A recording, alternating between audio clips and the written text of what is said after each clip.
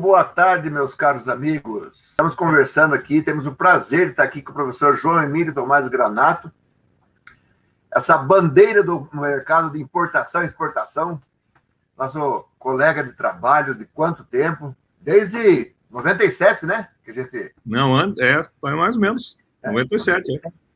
Então a gente está aí, é professor dentro da área de comércio, dentro da área da administração, em especial nessas questões de comércio, importação e exportação, especializado nessa área desde 82, ele vem trabalhando com isso, tem mestrado na área lá na Federal do Rio Grande do Sul, né?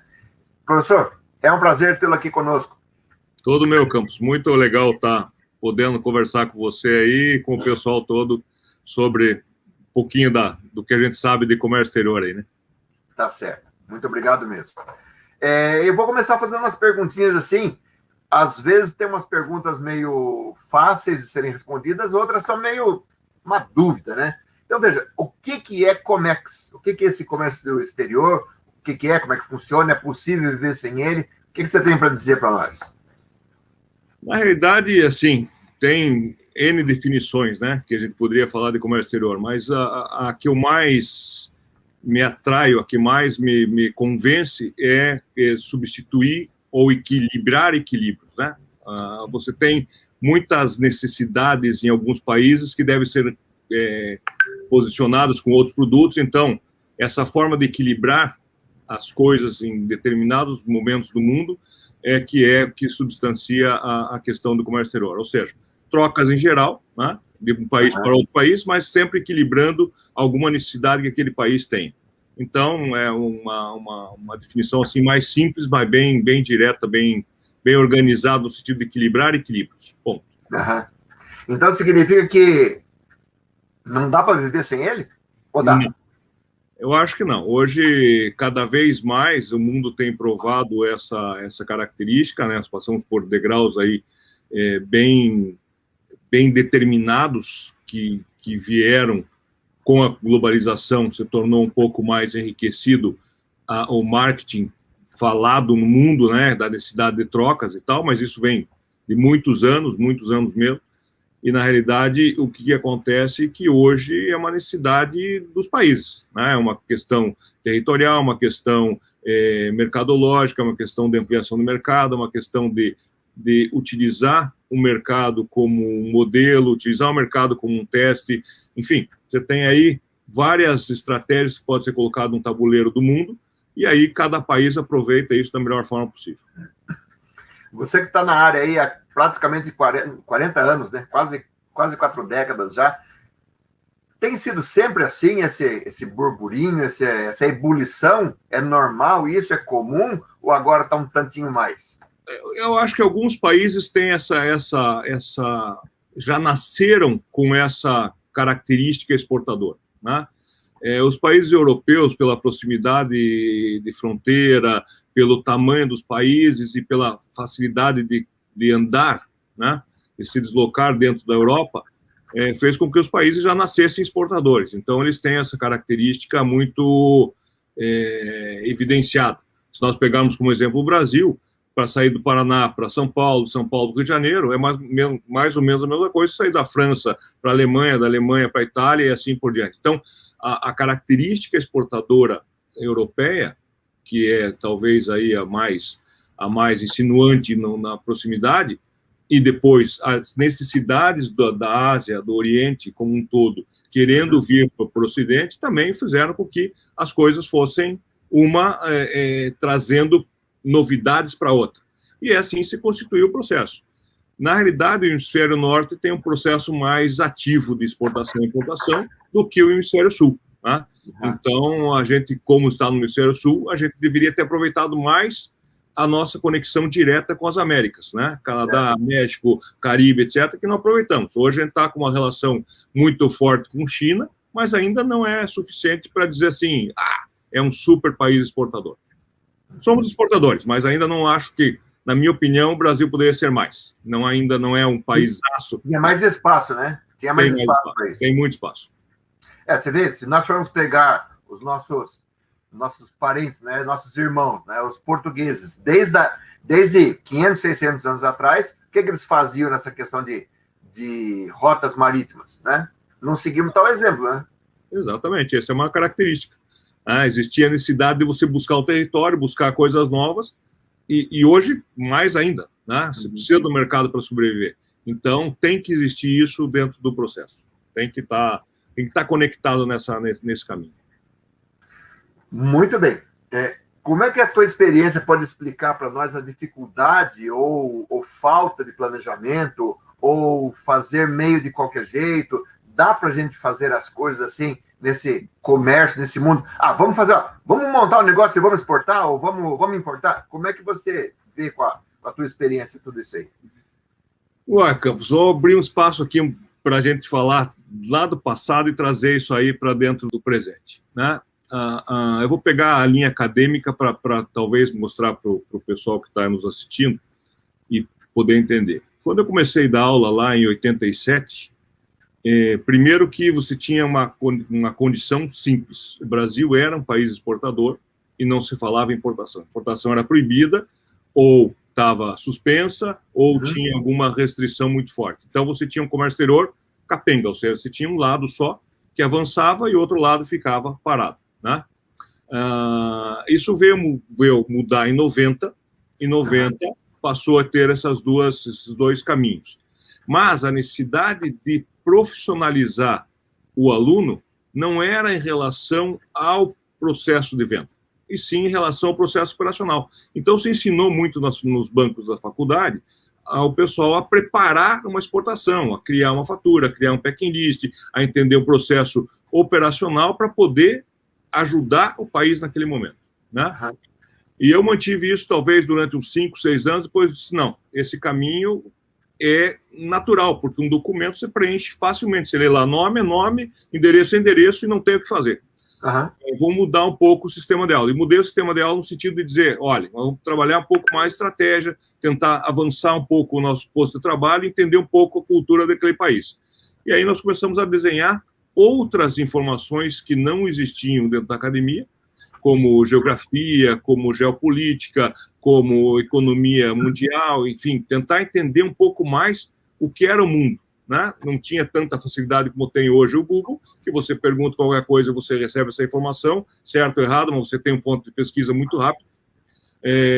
No meu tempo era carta, telex, e a coisa demorava muito tempo para chegar lá, e era assim, às vezes você mandava uma carta para um país e demorava 6 meses para receber uma resposta. Então, essas modificações vieram acompanhando o processo acadêmico também, até chegar muito próximo de 2000, né, onde nós tínhamos uma meta, o Brasil colocou uma meta de fazer 100 bilhões de dólares em 2000. E aí se falou muito em exportação, 97, 98, 99, foi a época que a gente trabalhou muito aí dentro das faculdades, nos projetos de exportação, etc.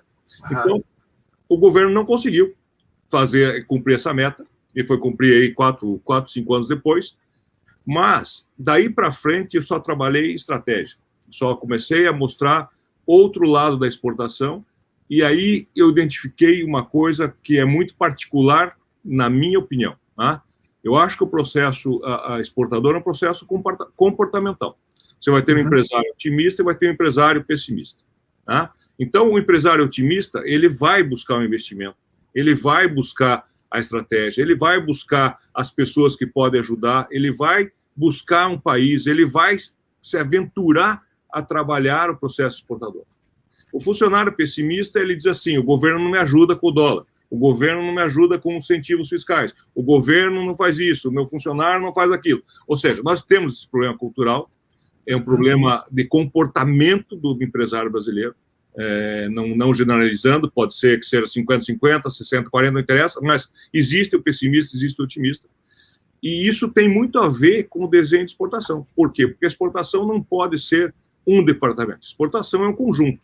É uma peça que se adapta, é um processo que modifica o idioma, é uma embalagem que tem uma alteração. Então, você tem várias modificações no trato empresarial quando você se torna exportador. Então, das empresas que ficaram para trás no tempo antigo, elas vieram crescendo no Brasil, muito ela de produtos primários ou semi-manufaturados, né? Extrativista, o processo de manufatura já de segunda etapa, mas não final. Então, assim, esse pessoal foi exportador, porque o mundo precisava de madeira, precisava de café, precisava de agricultura. Então, se tornou exportador comprado, não era uma veia de vender, era uma compra. Então, a gente se acostumou com esse conforto de ter uma balança andando legal, porque nós tínhamos soja, tinha o gado, tinha o café, tinha madeira, tinha isso, tinha aquilo, e a coisa caminhava. Com o caminhar do mundo, as coisas foram ficando mais complexas. Então, você precisa agregar valor. E os grandes centros mundiais, que hoje são grandes exportadores, ensinaram a gente a agregar valor. Estados Unidos é um grande agregador de valor, China é um grande agregador de valor, a Europa é um grande agregador de valor. Então, assim, a nossa commodity que sai do Brasil hoje, ela é multiplicada, triplicada, quadriplicada nesses países de alguma forma, né? E isso vem acontecendo não só com produtos, como com serviços, também com pessoas.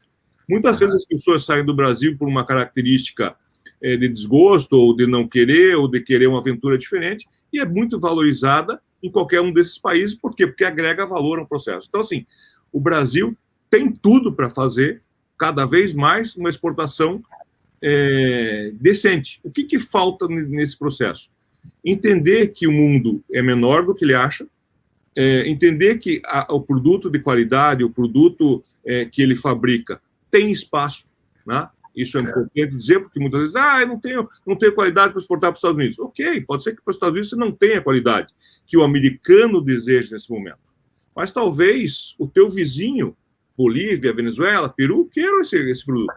Talvez a Austrália queira esse produto. Ou seja, você tem que identificar se realmente a tua desculpa, qualidade, é desculpa ou é realidade, né? Eu não posso exportar porque eu não tenho quantidade. Também. Você não pode atender um país grande atendendo um país pequeno. Belisca vagarosamente o processo. O dólar não me ajuda.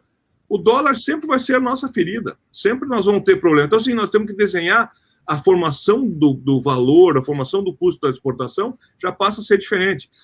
Porque eu tenho muita carga tributária. Fato. Se você comparar Estados Unidos e comparar Brasil, é muito mais fácil formar um preço nos Estados Unidos do que você formar um preço no Brasil. Devido a tanta quantidade de tributo e fiscal, etc. Mas tudo isso passa a ser desculpa quando você pode avançar a sua pedra no tabuleiro fora da sua fronteira. E isso que seria o ideal para todo exportador. Então, a gente tinha que pensar, e eu venho pensando isso sempre dentro do processo, depois do mestrado, muito mais. Mas por quê? Porque você pode mudar as pessoas. Você tem que trabalhar mais a motivação exportadora para que a pessoa consiga criar esse conceito de exportar e diga assim, eu consigo exportar.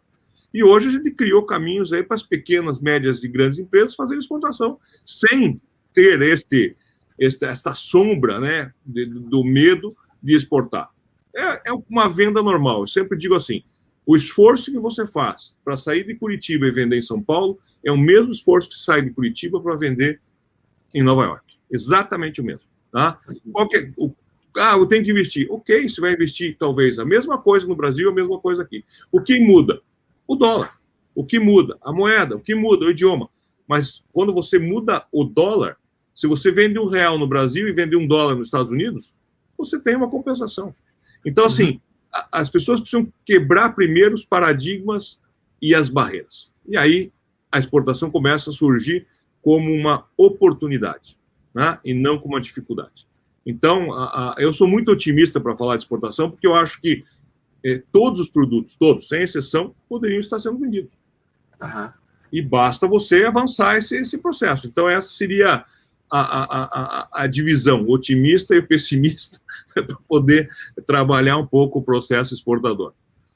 Eu não me esqueço nunca, e o Rodrigo Alves, lembra dele estar aqui, né? Você é representante dele, inclusive. Quando você chegava basicamente, você chegava na sala de aula, né? A gente às vezes estava do lado, na sala do lado, ou em frente, e você colocava, pessoal, começar certo para terminar certo. Quantas vezes você falou isso em sala de aula?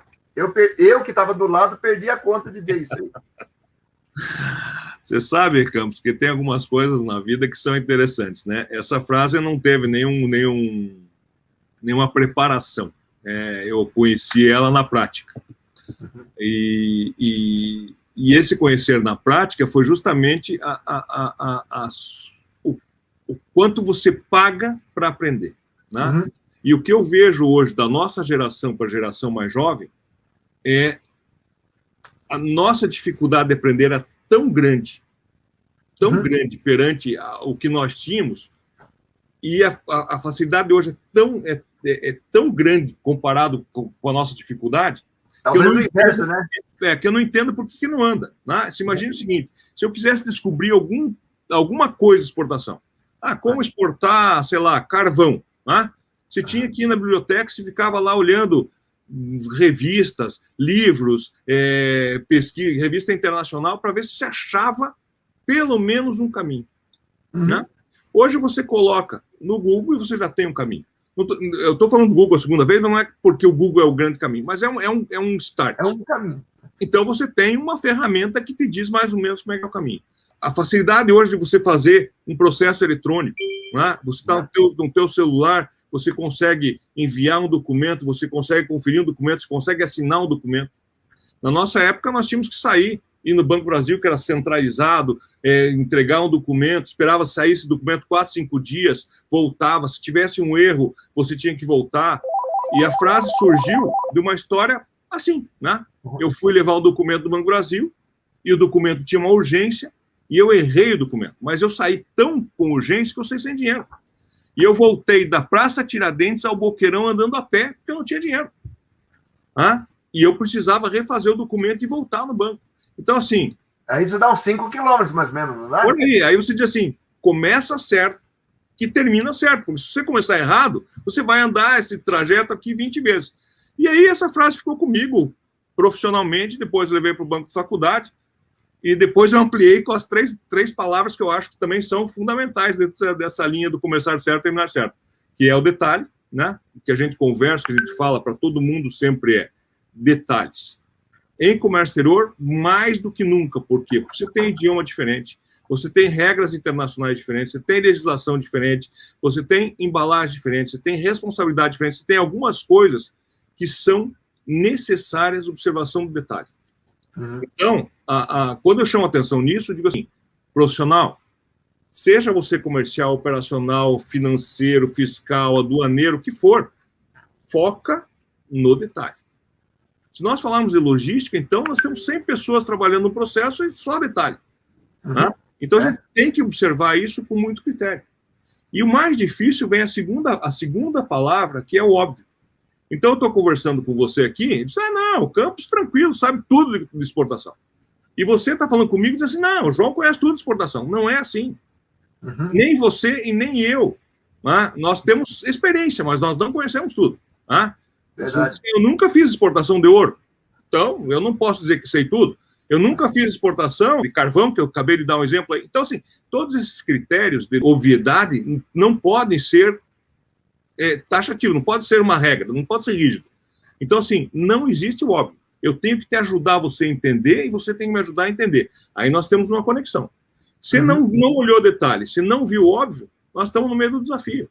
Então, sempre o processo de comércio exterior, ele tem um lado romântico, tá? Que é o lado que eu sou apaixonado, que é o lado de você ganhar um mercado, que você conquistar um fornecedor, se conquistar um exportador, se conquistar um comprador, enfim. Esse é o lado romântico, fazer um documento bem feito, fazer um processo bem feito, fazer um embarque bem feito, é o lado romântico. Qual que é o lado chato desse processo? O lado chato é quando você está no desafio. Você está consertando erro, e que às vezes não é um erro teu. Né? E é que eu sempre digo para quem exporta e para quem importa. O risco da operação é de quem começa.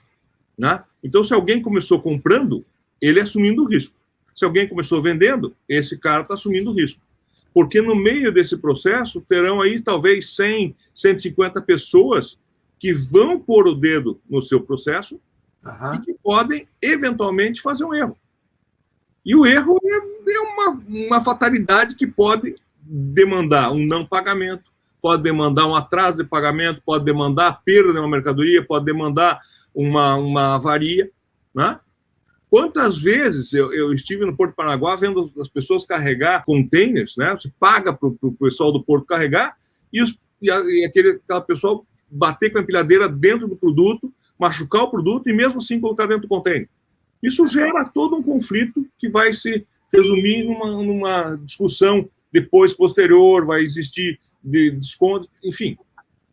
Não dá para errar. Né? Errar é humano, mas em comércio exterior é impossível. Não pode errar. Ponto. Então, começa certo, termina certo. Essa é a regra do jogo. Você me falou um negócio que eu sempre tenho colocado principalmente quando eu pego uma turma do início do curso, né? Eu pergunto assim, quando é que você vai se formar? O cara faz as contas, vou formar mais ou menos na data tal. Eu falei, você vai colar grau, você não vai se formar nunca. Você falou a mesma coisa de uma outra forma, né? Sim. Não fiz essa exportação de ouro ou de carvão, né? Então... Na realidade, é isso mesmo. Na realidade, sim. Você vai terminar a tua vida profissional e não vai ver tudo, né? Mesmo porque as tecnologias vão vir, mesmo porque os países mudam de processo econômico, mesmo porque a cultura internacional ela se modifica, a forma de acesso se altera. Então, assim, se você se desligar, você fica ultrapassado. Se você ficar conectado, você talvez fique muito avançado, né? Então, você tem que saber como se equilibrar nesse processo. Então, você vai ter que motivar de um lado e defender o que é risco, o que é dificuldade do outro lado, para que esse profissional possa olhar e saber que ele tem que caminhar a passos largos em algum momento, a passos pequenos em algum momento, e em algum momento tem que parar, e em algum momento tem que correr. Então, assim, o profissional não pode dizer assim, eu trabalho isso. Não dá, né? Então, eu sempre comecei minhas aulas, e quem for meu aluno estiver assistindo aí, a primeira coisa que eu estava na sala de aula, uma das coisas era, assim, pessoal, vamos tirar o cabresto, né? Tira isso aqui, porque vocês têm que aprender a olhar, aprender a buscar o mundo além dessas paredes. Porque se você ficar concentrado só na parede da sala de aula, ou no quadro negro, ou etc e tal, você não vai fugir, você tem que viajar. Essa é uma aula de viagem, é uma aula que você pode aí andar nos 4 cantos do mundo, porque você precisa enxergar muito mais longe do que você está enxergando hoje. Basicamente, essa é a pegada, né? É verdade, né? Você falou de aluno aqui, nós temos o Rodrigo, que já se manifestou, tem a Cíntia Janert, que também entrou agora há pouquinho, né? Eu tenho outro professor Campos aqui que está assistindo, que é meu pai. Tá. Opa, que maravilha, legal. Ele... Não, e eu imagino, porque se nós estamos falando aqui, nós não dissemos onde cada um está, né? Eu estou aqui sediado em Curitiba e você está sediado em Miami. E eu me recordo que logo depois da Olimpíada no México, em 1968, meu pai foi para lá, tá? Foi trabalhar, ele também trabalhou na GM, né? Eu trabalhei pouco, trabalhei só 4 anos, ele trabalhou 22, então ele tem muito mais para falar do que eu. Mas ele foi trabalhar no México em 68 e foi verificar algumas coisas, que depois ele teve que fazer outras coisas na Alemanha e tudo mais, tudo pela General Motors.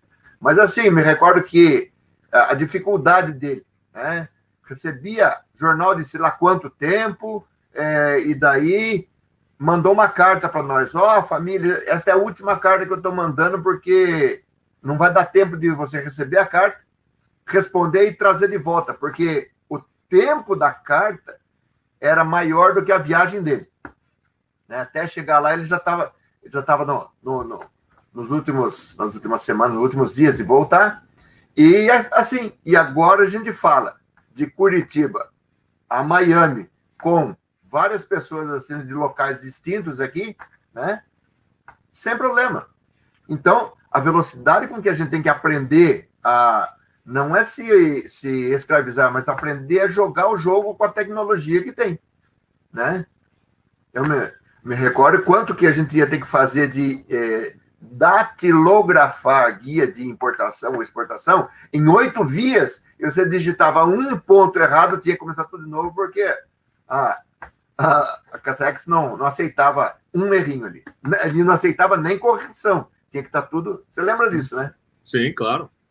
Então, essas características que eu acho que quando a gente tem a oportunidade de falar, não é para o pessoal nos rotular como um dinossauro ou tampouco como um esclerosado do comércio exterior. De jeito nenhum. Pelo contrário, eu acho que a juventude, eu sou jovem, eu me considero muito jovem, eu acho que sim, aproveitem as oportunidades que a tecnologia e que o mundo moderno vem trazendo, né? E tire proveito disso. Eu acho que sim, tem muita oportunidade hoje para você vender, tem muita oportunidade hoje para você importar, tem muita oportunidade hoje para você quebrar essas barreiras de um processo exportador.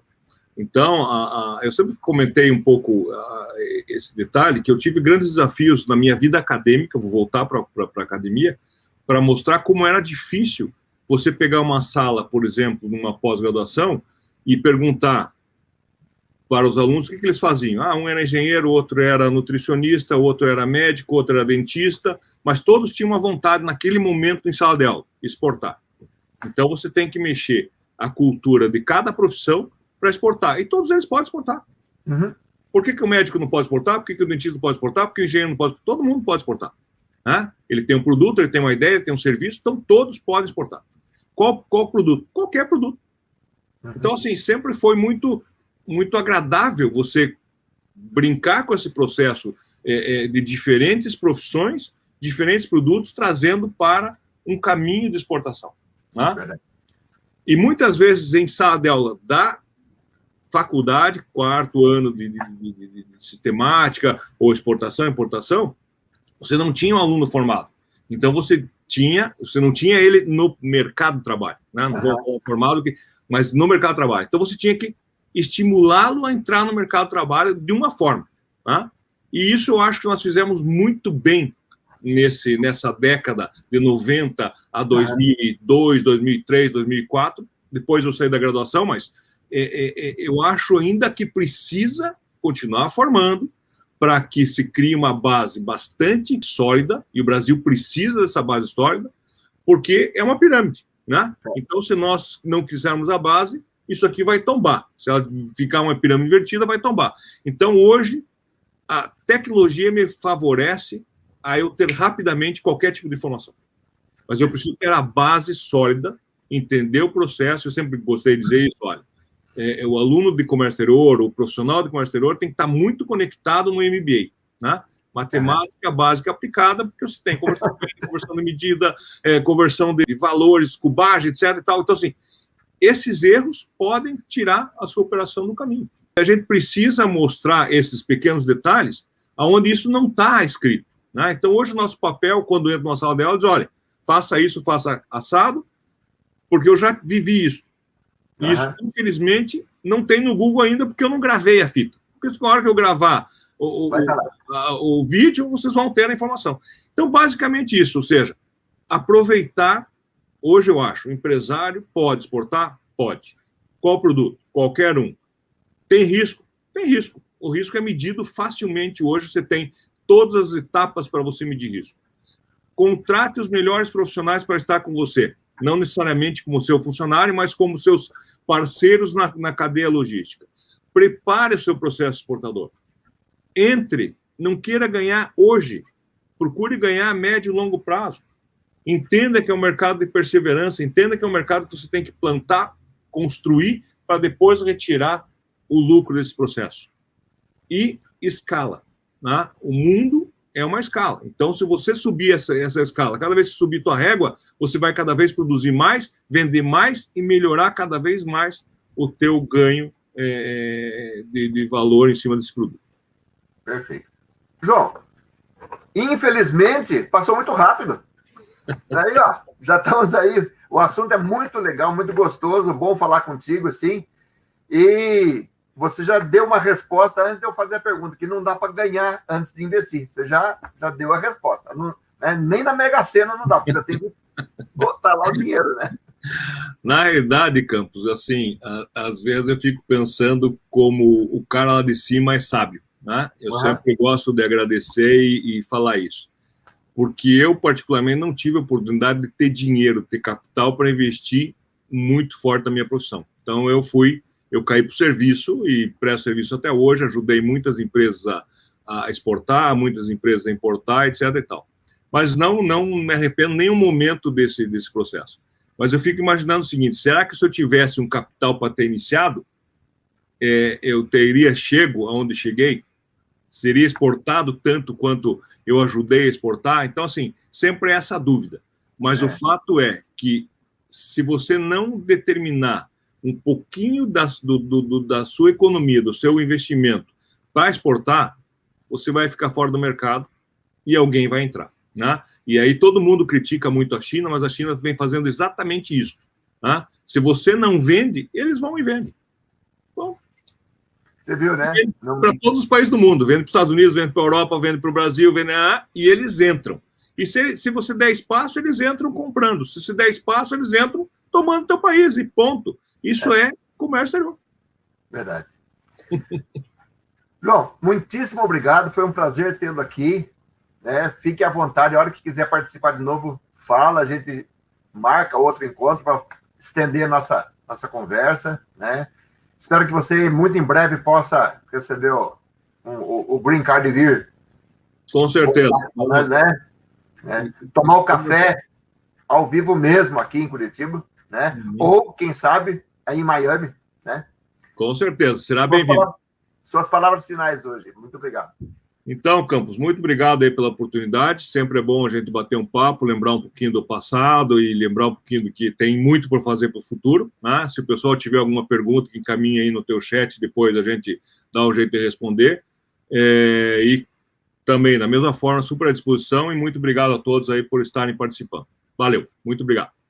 Muito obrigado a todos, e já convido-os para a semana que vem, nós vamos falar com a professora Maria Tereza Bondi, ela vai falar sobre psicologia organizacional, um negócio bem diferente do que isso aqui, mas tem muito do nosso comportamento que daí vai complementar o que o professor Jamile colocou aqui também.